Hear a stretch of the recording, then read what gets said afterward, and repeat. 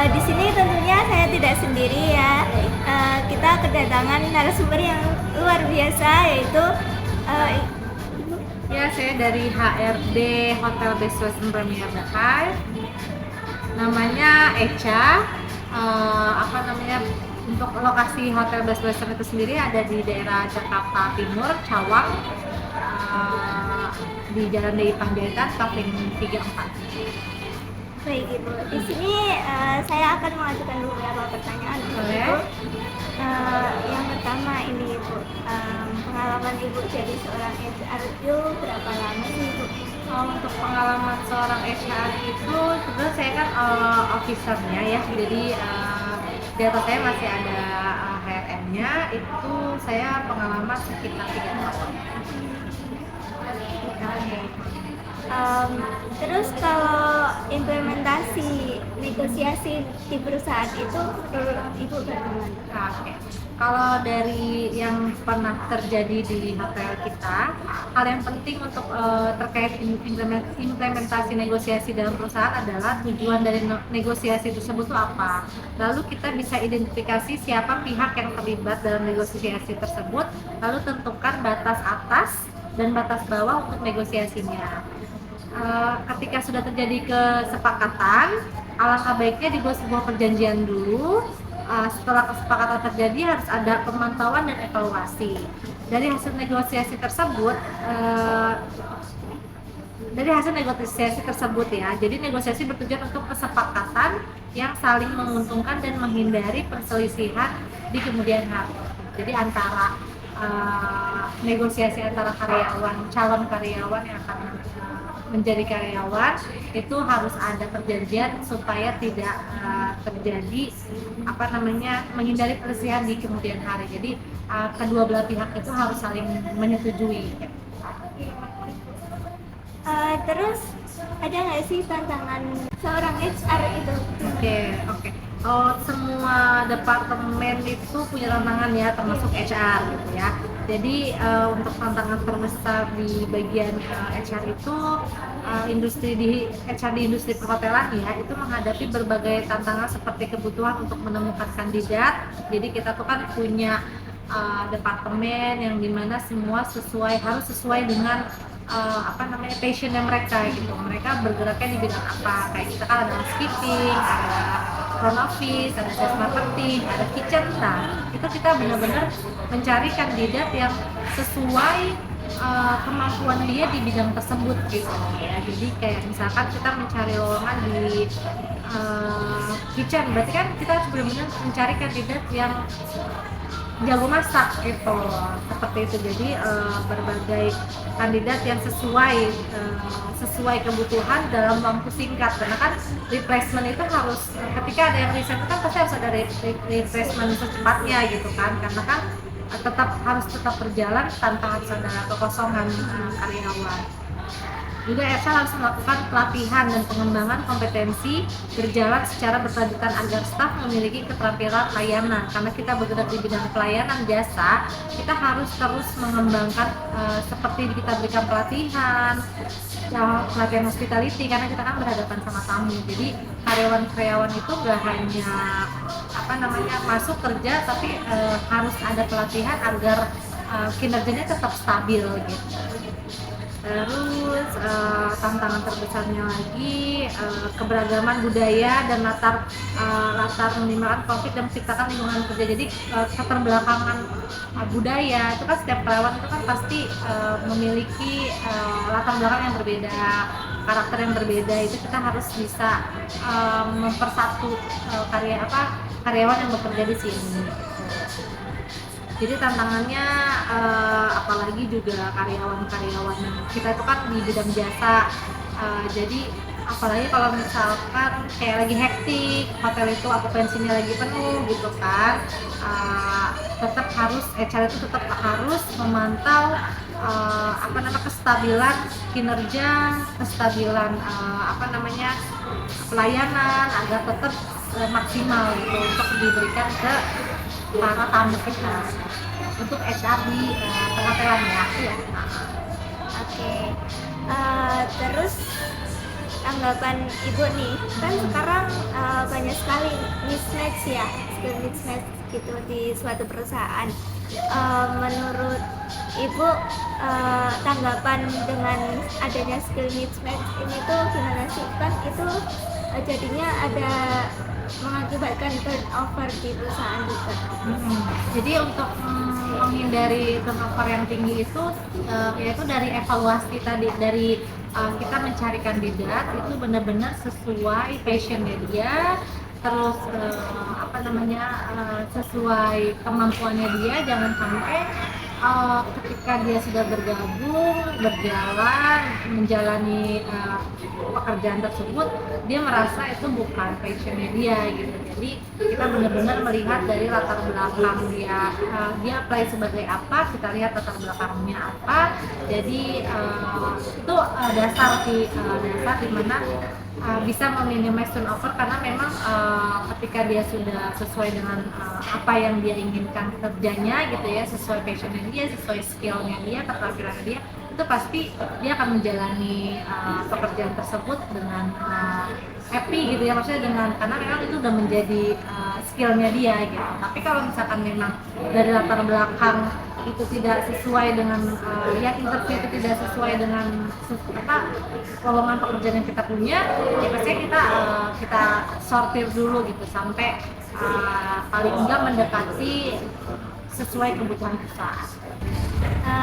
Selanjutnya nih Bu, ada nggak sih pengalaman yang harus menggunakan negosiasi untuk menyelesaikan konflik di suatu perusahaan? Jadi pengalaman untuk menggunakan negosiasi ya untuk menyelesaikan konflik di perusahaan, biasanya saya tenang dulu untuk mendengarkan keluhan karyawan. Jadi kita tanpa menyela, kita dengarkan dulu apa yang menjadi keluhan karyawan, menunjukkan empati, memastikan pemahaman dengan mengulangi poin utama yang disampaikan. Setelah mendengarkan keluhan karyawan, HR bisa memberikan saran atas keluhan tersebut. Jadi kita dengarkan dulu dengan apa keluhannya dia, masalahnya apa. Nanti setelah kita sudah mengerti apa yang menjadi masalahnya, lalu kita berikan saran atas keluhan tersebut dengan berpacu pada acuannya, maksudnya dengan acuan perusahaan, ketentuan atau peraturan perusahaan yang berlaku di perusahaan masing-masing. Apakah masalah tersebut ada di peraturan perusahaan, pasti kan ada pasal-pasal undang-undang yang memang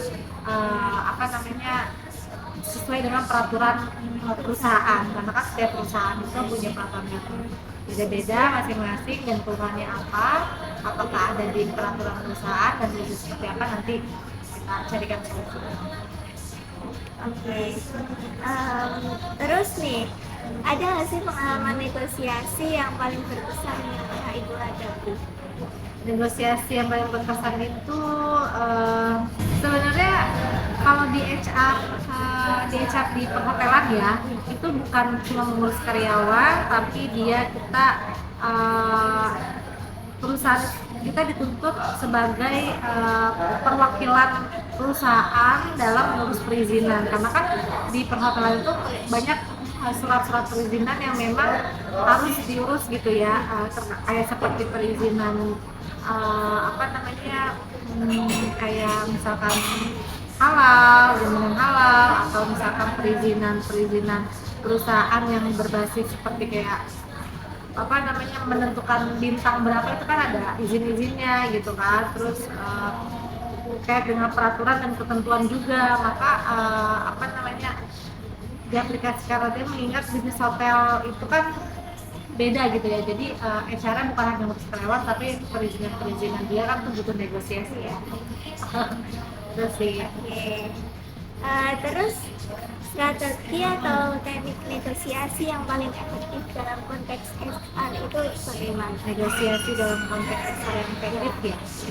Dalam negosiasi HR, kunci keberhasilannya adalah menciptakan suasana yang saling menghormati, memahami kebutuhan semua pihak, dan menawarkan solusi yang praktis serta adil. Teknik ini tidak hanya menyelesaikan masalah langsung, tetapi juga menghubungkan yang baik untuk jangka panjang ya. Jadi negosiasinya itu kita lebih ke bentuk saling menghormati sih, saling menghormati, memahami kebutuhan karyawan. Oke. Terus seorang HR itu gimana sih kalau berkontribusi dalam membangun hubungan yang harmonis antara manajemen dengan karyawan? Oke. Jadi menghubungkan harmonis antara manajemen dan karyawan ya. Jadi sebagai HR itu ini ya, kita tuh jembatan antara manajemen sama karyawan. Jadi kontribusinya membangun hubungan harmonis antara manajemen dan karyawan di perhotelan melalui komunikasi terbuka, mediasi konflik, dan pelatihan yang mendukung pengembangan kedua belah pihak. Mereka memperkuat budaya kerja positif dan penghargaan, memberikan dukungan kesejahteraan. HR juga memastikan kebijakan perusahaan adil. Jadi kebijakan perusahaan yang telah dibuat oleh manajemen kita kaji lagi supaya apakah peraturan atau kebijakan tersebut berada di menguntungkan di kedua belah pihak. Jadi ketika semua udah saling menguntungkan, pastikan akan terjalin hubungan harmonis antara manajemen dan karyawan. Oke. Terus nih, selain keterampilan negosiasi, soft skill apalagi sih yang penting untuk mendukung peran seorang HR? Soft skillnya ya, di industri hotel, HR itu perlu memiliki keterampilan komunikasi yang jelas, empati untuk memenuhi kebutuhan karyawan, serta kemampuan pemecahan masalah untuk menangani konflik. Jadi manajemen waktu yang baik, fleksibel, dan adaptabilitas penting karena industri ini bergerak cepat. Jadi hotel itu kan cepat ya, setiap hari buka gitu 24 jam. Jadi kita harus memiliki skill komunikasi yang baik terhadap karyawan ataupun tamu, karena pasti kita juga berhadapan dengan tamu selain dengan karyawan gitu. Semua soft skill ini bekerja bersama untuk menciptakan lingkungan kerja yang penting komunikasi yang baik antara karyawan. Kita memberikan energi positif kepada karyawan supaya karyawan itu di dunia hospitality-nya itu tetap melayani tamu dengan baik. Terus bagaimana mengidentifikasi masalah yang memerlukan keterampilan negosiasi dalam pekerjaan? Bagi masalah yang memerlukan keterampilan negosiasi dapat diidentifikasi jika ada perbedaan kepentingan antara manajemen dan karyawan. Jadi seperti contohnya kebijakan gaji, jadwal kerja, atau tunjangan. Konflik antara staf yang mempengaruhi operasional itu kan termasuk yang tadi saya sebutkan itu kan termasuk konflik antara staf yang mempengaruhi operasional. Jadi kalau misalkan gaji tidak sesuai atau jam kerja tidak sesuai, pasti kan akan mempengaruhi operasional kita ya. Permintaan perubahan pekerjaan dan masalah performa karyawan juga membutuhkan negosiasi. Selain itu, HRD harus menangani isu seperti pengolahan sumber daya terbatas, perbedaan ekspektasi, dan keputusan terkait pemotongan staff atau restrukturisasi. Semua situasi yang memerlukan kesepakatan bersama antara pihak terkait dan tidak memiliki solusi langsung perlu dilakukan dengan keterampilan negosiasi. Jadi semuanya perlu keterampilan negosiasi untuk mengidentifikasi suatu masalahnya tuh di apa gitu, kayak misalkan jam kerja atau gaji. Oke, secara umum menurut Ibu gimana sih langkah-langkah yang diambil guna menghadapi persaingan tenaga kerja di industri sekarang ini? Jadi secara umum langkah-langkah yang diambil guna menghadapi tenaga kerja di industri perhotelan ini, untuk menghadapi persaingan tenaga kerja di industri hotel itu sebenarnya dapat diambil dari rekrutmen yang selektif, memilih karyawan berkualitas, dan proses seleksi yang ketat. Jadi selektif itu yang tadi seperti yang tadi saya sebutkan, sesuai passionnya, otomatis kan kita kan di bidang jasa sesuai skillnya dia gitu. Contoh kitchen yang masak berarti kan harus jago masak ya. Jadi kita harus selektif untuk memilih sesuai kebutuhan perusahaan kita. Pelatihan dan pengembangan yang tadi juga kan menyediakan pelatihan untuk tetap menjaga kinerja, terus semangat dan mengembangkan ilmu yang sudah mereka miliki. Jadi kayak pelatihan di kitchen, pelatihan di front office kita kembangkan lagi mengikuti zaman mengikuti zaman sekarang gitu. Kita pelatihan mengikuti zaman sekarang supaya kita juga tetap melayani tamu dengan kebutuhan tamu yang sekarang kan kebutuhan itu kan berubah-ubah ya gitu. Kebutuhannya seperti apa sih? Terus gaji dan tunjangan kompetitif ya yang pasti, menawarkan gaji dan fasilitas yang menarik agar karyawan bertahan. Terus budaya kerja positif menciptakan kerja yang mendukung dan memperkuat loyalitas karyawan. Terus kesempatan karir, memberikan jalur karir yang jelas dan peluang promosi bagi karyawan. Jadi buat karyawan-karyawan yang memang sudah bagus kerjanya, loyalitas, itu pasti kita kembangkan untuk karirnya. Kayak misalkan nih di sales marketing ada sales manager, sales eksekutif. Dari sales eksekutif dia sudah bisa mencapai target yang sudah perusahaan tentukan, pastikan ada jenjang karir untuk dia naik jabatan. Mungkin ini pertanyaan terakhir ya. Oke. Kesan dan pesan Ibu mengenai wawancara ini. Jadi kesan dan pesan itu memperlihatkan bahwasannya antara HR dan karyawan atau manajemen itu hubungannya tetap harmonis untuk tujuan visi misi yang sama. Ibu mungkin segitu aja pertanyaan dari saya. Terima kasih untuk jawabannya yang luar biasa ini.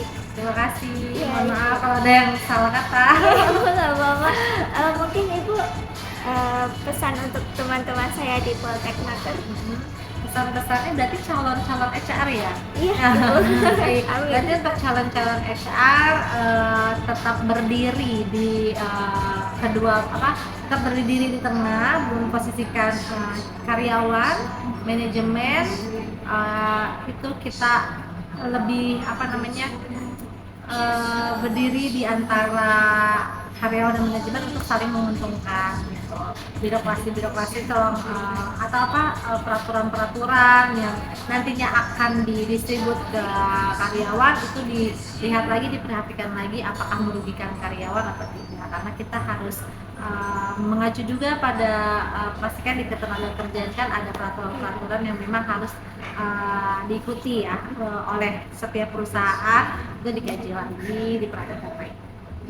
Attitude juga sebagai HR itu juga harus diperhatikan, karena HR itu contoh untuk karyawan-karyawan, karena ketika dia patokannya melihat HR attitude-nya kurang baik, itu kan juga nanti berdampak ke psikologinya karyawan, itu melihat oh iya HR juga kayak gitu, jadinya nanti turunlah attitude dari karyawan tersebut. Kita jadikan HR itu contoh atau panutan untuk yang baik-baiknya gitu. Sedikit pesan untuk calon-calon penerus tetap semangat untuk bersaing di industri pekerjaan nantinya. Ketika kita sudah bergabung itu harus apapun rintangannya harus tetap semangat, positive thinking, bahwasannya kita bisa untuk menghadapi atau menjalani obstacle yang melebihi dari kuliah gitu, karena ketika kita bekerja itu udah pasti obstacle akan beda dengan kuliah, tapi tetap semangat. Oke. Sekian bincang-bincang hari ini. Terima kasih untuk teman-teman yang sudah menonton. Terima kasih. Bye.